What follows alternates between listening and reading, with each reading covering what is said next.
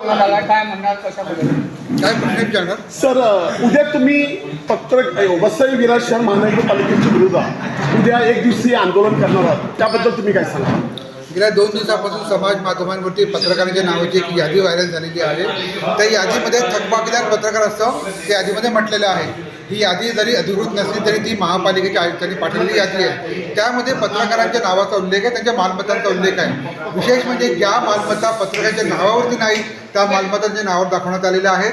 ज्यांनी थकबाकी भरलेली आहे त्यांची सुद्धा त्या यादीमध्ये समावेश केलेला आहे. मुळामध्ये अशी यादी काढण्याचा अधिकार आहे का? अशी यादी अधिकृत आहे का? कुठलीही खातरजमा न करता ही यादी काढलेली आहे. हा केवळ पत्रकारांच्या पेशाचा अपमान झालेला आहे. पत्रकारांना विचारत न घेता ही यादी काढण्यात आलेली आहे. 14 वर्षाच्या इतिहासामध्ये अशा प्रकारची कुठलीही यादी काढण्यात आलेली नव्हती.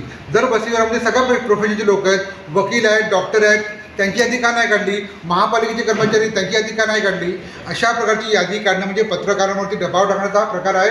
त्याचा निषेध करण्यासाठी उद्या सगळे पत्रकार 11 वाजता महापालिका मुख्यालयामध्ये धरणं आंदोलन करणार आहेत. या धरणं आंदोलनानंतर तुमची मागणी काय असणार आहे? आपल्या ही कुठल्या पत्रकाराची वैयक्तिक मागणी नाही, संपूर्ण पत्रकार समूहाची मागणी आहे की आयुक्तांनी ही यादी मागे घ्यावी आणि दिलगिरी व्यक्त करावी, जेणेकरून पत्रकारांचा आत्मसन्मान हा राखला गेला पाहिजे.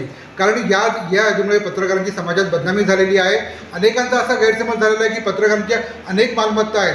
मुळामध्ये पत्रकारांनी ही मालमत्ता स्वतःच्या कष्टाने कर्ज घेऊन काढलेली आहे.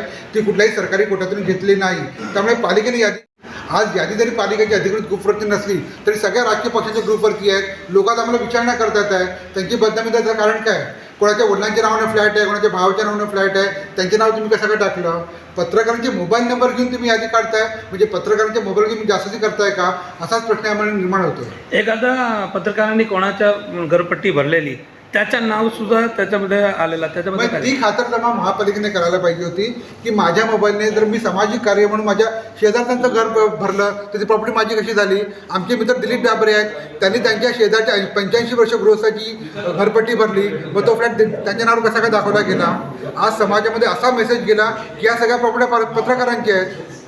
पत्रकारांनी एकी दाखवण्यासाठी उद्या सर्वांनी आपापसातले मतभेद विसरून एकत्र जमावे हे माझ्याकडून सगळ्यांना आवाहन करतो. Thank you sir.